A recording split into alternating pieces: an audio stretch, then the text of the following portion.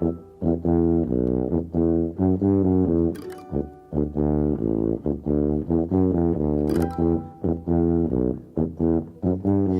I'm Rabbi Shari Shamah, and this is my Moment of Torah. This week's Torah portion is Chayei Sarah, which literally means the life of Sarah. And I have to tell you that this is by far one of my most favorite Torah portions. The way the Torah portion opens, it says, Vayihiyu Chayei Sarah. Sarah was 100 years and 20 years and 7 years. And these were the years of Sarah's life. And then the very next line in the Torah portion says, and Sarah dies. Now, it's an odd balance that we talk about these were the years of Sarah's life, and then the years are spelled out 100 years and 20 years and 7 years, and then the Torah goes on to say that Sarah died in the very next verse. Why is it this way? There are a number of reasons. One reason offered is that the Torah spells out 100 years and 20 years and 7 years because Sarah truly made the most of her years.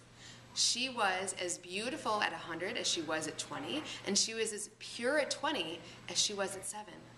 There's a pause between her years, and then we hear about her death because her death was in the context of how she made the most of each one of her days.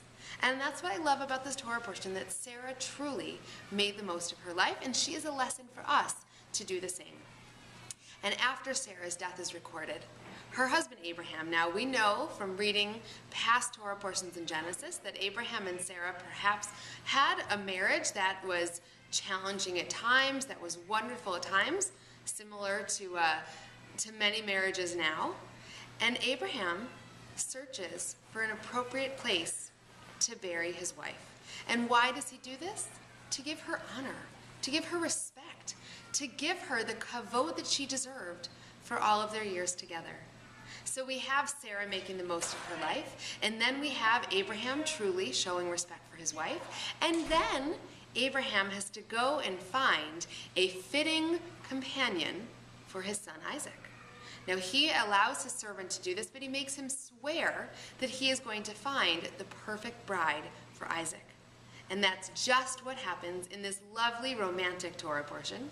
I don't know, can we say a Torah portion is romantic? Who knows?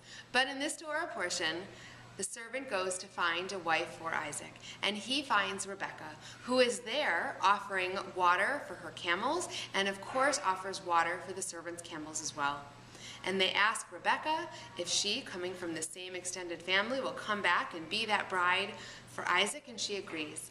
And then, right at the beginning of their time together, Rebekah's in the field, and she sees Isaac, and she says to the servant, "Who is that man?" And he said, "That's my master Isaac." And she takes her veil and she covers her eyes out of modesty. And she says, "He's the one for me." And Rebekah and Isaac, after their arranged marriage, go on together and they live happily ever after, eventually in upcoming Torah portions having 2 sons, Jacob and Esau. And so the line of tradition is carried on. It's another wonderful story in this week's Torah portion. So there's a story in our Talmudic tradition of a Roman matron who goes to Rabbi Jose and says, "What has God been doing since God created the world?" And Rabbi Jose says, "Well, God has been finding matches." And she said, "What? God's wasting his time finding matches? Anybody can do that. Come on." So that very night, she gets together 1,000 brides and 1,000 grooms, and she says, you're marrying you, you're marrying you, you're marrying you. Done, she says. Just that easy. Why does God have to waste God's time? Of course, what happens that night?